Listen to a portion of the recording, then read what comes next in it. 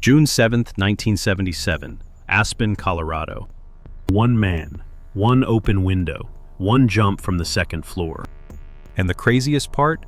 He was a serial killer on trial for murder, and the judge let him walk around without handcuffs.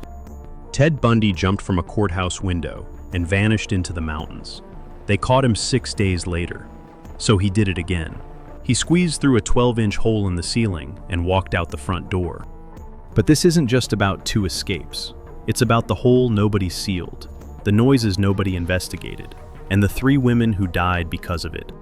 He was free for 43 days. He killed 3 more people. This is how America's most notorious serial killer escaped twice, and why those escapes were the deadliest mistake the system ever made. Ted Bundy, handsome, charming, law student, serial killer. By 1975, Bundy had murdered at least 30 women across 7 states. He didn't look like a killer. He looked like the kind of man you'd trust to help you carry groceries. He looked like a young lawyer, a college student, someone's boyfriend, and that was exactly what made him so terrifying. He used his looks and his intelligence to lure women in. He pretended to be a police officer. He faked injuries and asked for help. Women approached him because he seemed safe. None of them were. In 1975, he was arrested in Utah for the kidnapping and assault of Carol Durange. He was convicted and sentenced to 1 to 15 years. But Utah was just the beginning. Colorado authorities charged him with the murder of Karen Campbell, a 23-year-old nurse who had disappeared from a ski resort in Snowmass Village. Her body was found a month later on a dirt road. Bundy was transferred to Garfield County Jail in Glenwood Springs, Colorado, to await trial. The jail was small, rural, not built for high-profile killers. Garfield County sat in a quiet town of about 4,000 people. The biggest crime most deputies dealt with was a bar fight or a stolen truck. They weren't trained to hold serial killers, and they certainly weren't expecting one of their inmates to spend 6 months engineering the most methodical escape in American criminal history. But here's the detail that changes everything about this story. The murder case against Bundy was falling apart. Key evidence had been ruled inadmissible by the court. Witness testimony was shaky. Legal experts believed that if Bundy had been patient, if he had simply waited and let his lawyers do their work, he might have been acquitted of the murder charge entirely. He would have served perhaps another 1.5 years on the kidnapping conviction. And then, he would have walked out a free man. Legally, through the front door. But Ted Bundy was not a patient man. He never had been. Why would a man who might walk free choose to risk everything by escaping? Because Ted Bundy needed to be in control. Always. The first escape happened at the Pitkin County Courthouse in Aspen. Bundy had convinced the judge to let him represent himself. That decision changed everything. Acting as his own lawyer meant no handcuffs, no shackles, freedom to move around like any other attorney, to use the law library upstairs. The judge granted him access to the law library on the 2nd floor to research his case, a reasonable request. But Bundy wasn't preparing a defense. He was planning an escape. The guards would lock the library door and leave him alone inside. Sometimes they stepped outside for a cigarette. Sometimes they chatted in the hallway. The routine was always the same. Lock the door, walk away, come back later. Bundy had been watching for months, studying every detail, counting the minutes between guard checks, noting every exit, every window, every blind spot. He later told a psychologist that he had noticed multiple opportunities to simply walk out. He had been waiting for the right moment, the right window, the right guard on the wrong break. Did anyone ever consider that leaving a serial killer alone in an unlocked room with an open window might be a bad idea? On the morning of June 7, 1977, Bundy was driven 64 kilometers from Garfield County Jail to the Aspen Courthouse for a preliminary hearing. But this wasn't just another court date. Bundy had been preparing for this moment. He had shaved his face clean. He wore heavy boots instead of his usual loafers, boots that could handle mountain terrain. He had layered as many clothes as possible under his outfit, clothes he could strip off later to change his appearance. He carried vitamins in his pocket, small details, but they revealed something important. This wasn't an impulsive decision. He had thought about this. He had planned. During a recess, Bundy asked to use the law library on the 2nd floor. The guard locked the door behind him, stepped out into the hallway, lit a cigarette. Inside the library, Bundy was alone. He moved behind a tall bookshelf, out of the guard's line of sight through the door's window. He walked to the window on the far side of the room. He looked out, blue sky, cool mountain air blowing in, the streets of Aspen below. Freedom was 20 feet down. He later told psychologist Dr. Al Carlisle what happened next. He said the window was open, the breeze was blowing in, the sky was blue. He said he told himself he was ready, and he jumped. He landed hard, sprained his ankle on impact. Pain shot up through his leg, but he didn't stop. He couldn't stop. He stripped off his outer layer of clothing to change his appearance, and he walked calmly through the streets of Aspen, limping slightly, while police were already setting up roadblocks on the outskirts of town. He was walking in the opposite direction from where they expected him to go, just another tourist on a spring afternoon. Nobody looked twice at the man with the slight limp. It took 10 minutes for anyone to realize he was gone. 10 minutes. A serial killer jumped out a window and walked through downtown Aspen for 10 minutes before a single person noticed. The manhunt was immediate and massive. Roadblocks at both ends of Aspen, helicopters sweeping the valley, search dogs tracking his scent through the streets. Every vehicle leaving town was stopped and checked. And here's an ironic detail. At the roadblock set up to catch one escaped killer, police ended up catching 9 other people on unrelated charges. They seized nearly 230 kilograms of marijuana. They arrested a federal fugitive from California. The manhunt for Ted Bundy accidentally became the most productive law enforcement operation in Aspen's history. But Bundy himself was already gone. He headed south, climbing Aspen Mountain on a sprained ankle. Every step was agony, but he pushed through and made it to a hunting cabin near the summit. He broke in, stole food, clothing, and a rifle, rested for a few hours. Then he kept moving toward the town of Crested Butte. And then everything fell apart. Bundy got lost, completely, hopelessly lost in the Colorado wilderness. Dense forest in every direction. No trail, no landmarks, no map, no compass. Just mountains and trees, and the growing realization that he had no idea where he was. For days he wandered. His ankle was swelling. His food ran out. The mountain air was freezing at night. The law student from Washington State had no wilderness survival skills whatsoever. The Rocky Mountains didn't care how charming he was. What happens when a serial killer with no survival skills tries to hide in the Rocky Mountains? He fails, badly. After several days, Bundy gave up. He was starving, delirious. His ankle had swollen to twice its size. He could barely walk. The mountains had beaten him. He turned back toward Aspen, found a car parked with the keys in the ignition, climbed in and pulled onto the road. But he was so exhausted he could barely hold the steering wheel. The car swerved across lanes, drifted into oncoming traffic. 2 deputies on patrol spotted the erratic driving, pulled the car over. The man behind the wheel was gaunt, dirty, and barely conscious. They recognized him immediately. 6 days after jumping from that window, Ted Bundy was back in custody, starving, his ankle destroyed, but not defeated. The first escape taught him 3 critical lessons. He needed money, he needed a detailed plan with a destination, and he needed to be somewhere far, far away before anyone noticed he was gone. 6 days of running blind through mountains had nearly killed him.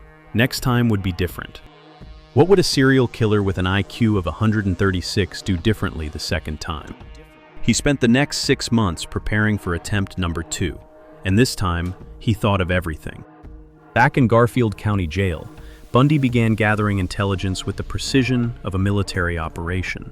The first escape had been impulsive. This one would be methodical. First, he obtained a detailed floor plan of the jail from a fellow inmate named George Metropolis, who worked in the prison print shop. The floor plan showed every room, every corridor, every structural weakness. Bundy studied it until he had the layout memorized. He had actually been caught once before with escape materials. Guards found a stash that included road maps, airline schedules, and a social security card. He was thrown into solitary confinement for several weeks, but even that warning wasn't enough to stop him. If anything, it made him more careful. Second, he acquired a hacksaw blade from another prisoner, a thin strip of hardened steel that could cut through metal reinforcements. That blade would become the most important tool of his life. Third, He accumulated $500 in cash over 6 months. Most of it was smuggled in by Carol Ann Boone, the woman who would later become his wife during his murder trial in Florida. She brought the money during prison visits, passing it to him without the guards noticing. And fourth, the most critical and most disturbing preparation of all. He started losing weight, systematically, deliberately, with a specific number in mind. Above Bundy's cell, there was a light fixture opening in the ceiling, 12 inches by 12 inches, 30 centimeters by 30 centimeters, a square barely wider than a dinner plate. The jail had identified it as a security risk. They had planned to weld it shut. Work orders were filed. Schedules were made. They never did it. The opening remained, month after month, a 12-inch doorway to freedom, sitting right above a serial killer's bed. That gap was Bundy's exit, but at 6 feet tall and 165 pounds, he couldn't fit through it. The opening was too narrow for his shoulders, too tight for his chest. A normal person couldn't squeeze through 12 inches of space. So Bundy stopped eating. Not dramatically, not in a way that would trigger an alarm. He reduced his portions gradually, skipped meals when he could. Over 6 months, he lost approximately 35 pounds. He dropped from 165 to around 130 pounds. His face hollowed out, his ribs became visible, his clothes hung loose on his frame. His lawyer, John Henry Brown, noticed during a visit. He later said Bundy had lost at least 20 to 25 pounds. He said the change was obvious. He said the jailers should have noticed something was wrong. A prisoner doesn't lose that much weight by accident.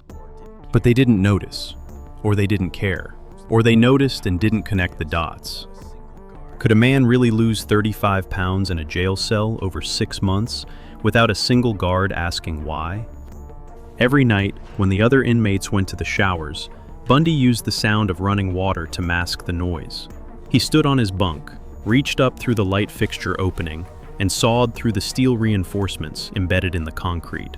Night after night, week after week, the blade grinding against metal, concrete dust falling into his hair, onto his bed. He cleaned it up every morning before the guards came. Slowly, inch by inch, he widened the hole, testing it, pushing his shoulders through, pulling back. Not yet. A few more nights. Another inmate reported hearing strange scraping sounds coming from the ceiling at night. He told the guards. He reported it multiple times. Something is happening up there. Someone is cutting through something. Nobody investigated. Nobody climbed up to check. Nobody shined a flashlight through the opening. The reports were ignored, dismissed, forgotten. What if someone had simply looked up? Among the items found in Bundy's cell after his escape was a jar of Vaseline, listed as item number 156 in the evidence inventory. Researchers believe he may have stripped naked and coated his entire body with it to squeeze through the narrow opening. Picture this, a 6-foot-tall man, emaciated from months of deliberate starvation, covered in petroleum jelly, pushing his clothes up through a 12-inch hole in the ceiling, then contorting his body through that same gap. Shoulders compressed, ribs grinding against concrete, skin scraping against steel. He had spent December 23, 1977. A judge approved moving Bundy's trial to Colorado Springs. Bundy understood immediately what that meant. He was about to be transferred to a larger, more secure facility. A facility where a 12-inch hole in the ceiling wouldn't exist, where guards would actually check on inmates, where escape would be genuinely impossible. If he was going to go, it had to be now. How many days did he have left? He chose December 30th, the Christmas and New Year's holiday period. Key staff were on vacation. Short-term inmates had been released for the holidays. The jail was operating with a skeleton crew. In the days before the escape, Bundy established a routine. He refused breakfast every morning. He stayed in bed late. The guards got used to seeing a shape under the blankets in his bunk and assuming he was sleeping. They stopped checking. December 30th, 1977, approximately 9 p.m. Bundy arranged books and legal files on his mattress, covered them with a blanket. From the doorway, it looked exactly like a man sleeping. 10 p.m. He climbed onto the top bunk, took a breath, and pushed himself up through the 12-inch opening in the ceiling. His shoulders scraped against the edges, his ribs compressed. For a moment he was stuck, wedged between the concrete and the steel. Then he twisted, pulled, and dragged himself through. He was in the crawl space between his ceiling and the floor above. Total darkness. Pipes, electrical wires, dust thick enough to choke on. The space was barely tall enough to crawl. He moved on his stomach, inching forward through the blackness. He crawled through the crawl space, navigating by memory and by the floor plan he had studied for months. He knew exactly where he was going. His destination was directly above the chief jailer's apartment, which was located inside the jail building itself. The chief jailer was out for the evening with his wife. Date night. The apartment was empty. Could he make it through the crawl space without making a sound? One creak, one bump against a pipe, one piece of plaster falling to the floor below, and it was over. 10:30 p.m. Bundy broke through the plaster ceiling above the jailer's closet. He caught the crumbling chunks with his hands to muffle the sound, lowered himself through the hole, let go. He landed softly among the warden's hanging suits, the smell of aftershave, shoe polish. He was standing inside the private home of the man who was supposed to keep him locked up. He changed into civilian clothing from the jailer's own wardrobe. Then he walked to the front door of the apartment, opened it, stepped into the hallway of the jail, and walked out the front door. No one recognized him. No one stopped him. No one asked a single question. A serial killer walked through the front door of his own jail, wearing the warden's clothes, and not a single person in the building realized what had just happened. How is that possible? Ted Bundy was free. He stole a car and drove east on Interstate 70. Freedom stretched out in front of him. Every mile was a mile further from the jail, from the guards, from the cell, from the hole in the ceiling. Then the car broke down. In the middle of the Colorado mountains, on a freezing December night, the engine died, the headlights went dark. Bundy was stranded on a mountain highway with no backup plan. Would this be where it ended? Caught on the side of the road because of a dead engine? A passing driver stopped, offered him a ride to Vail, 97 kilometers away. Bundy accepted, smiled, made conversation, acted normal. The driver had no idea who was sitting in his passenger seat. A resident of Glenwood Springs named Andy Leba later recalled giving a stranger a ride that same night. The man matched Bundy's description. Leba lent him a jacket. He said he never picked up a hitchhiker again after learning who Ted Bundy was. He never got the jacket back. From Vail, Bundy took a bus to Denver. From Denver, he caught a morning flight to Chicago. By the time anyone at the jail realized he was gone, Bundy was already in another state. How long did it take them to notice? 17 hours. 17. The morning shift arrived on December 31st, New Year's Eve. They walked past Bundy's cell. They saw the shape under the blankets. They assumed he was sleeping late, just like he always did. Nobody knocked. Nobody called his name. Nobody pulled back the covers.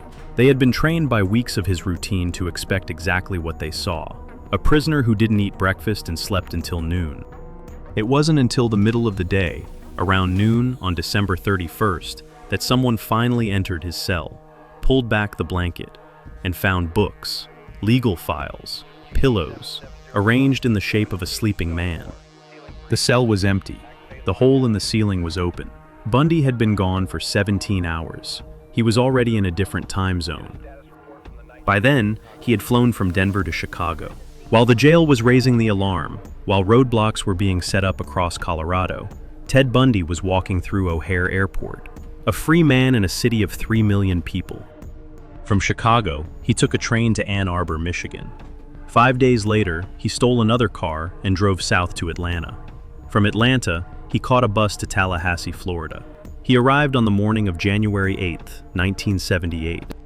He rented a room under the name Chris Hagen near Florida State University.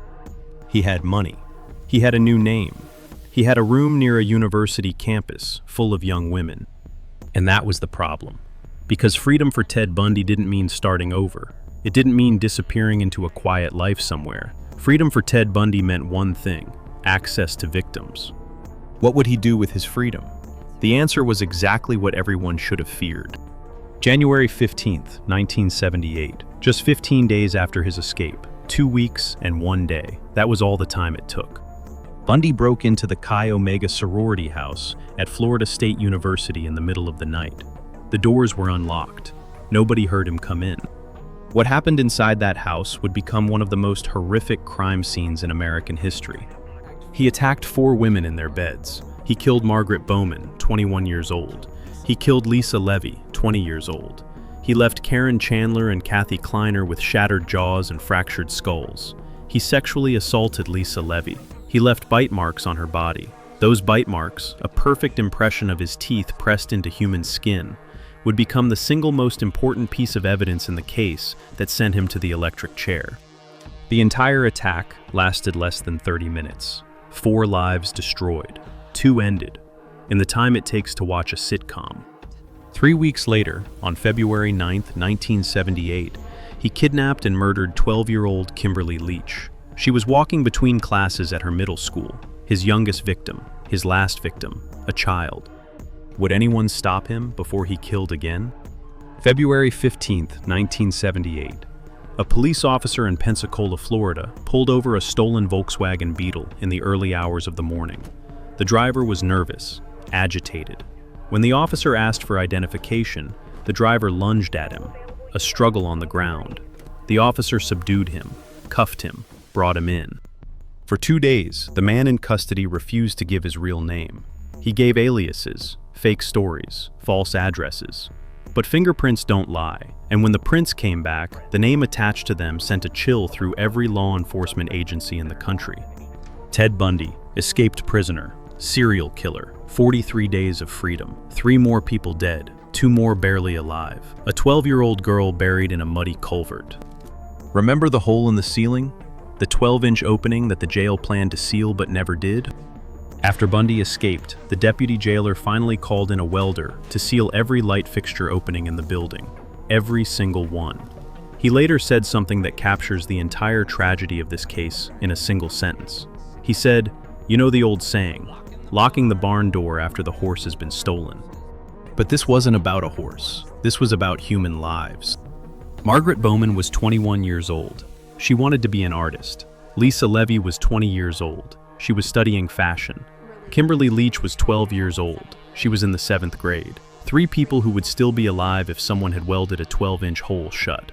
If someone had investigated the scraping noises on the ceiling. If someone had noticed that the prisoner in cell 4 had lost 35 pounds and asked why. In July 1979, Bundy was convicted of 2 counts of first-degree murder and 3 counts of attempted murder for the Chi Omega attacks. In February 1980, he was convicted of kidnapping and murdering Kimberly Leach. He received 3 death sentences. The evidence that sealed his fate? The bite marks he left on Lisa Levy's body. A forensic dentist matched them to Bundy's teeth. His own mouth convicted him. If he had stayed in Colorado, none of this would have happened.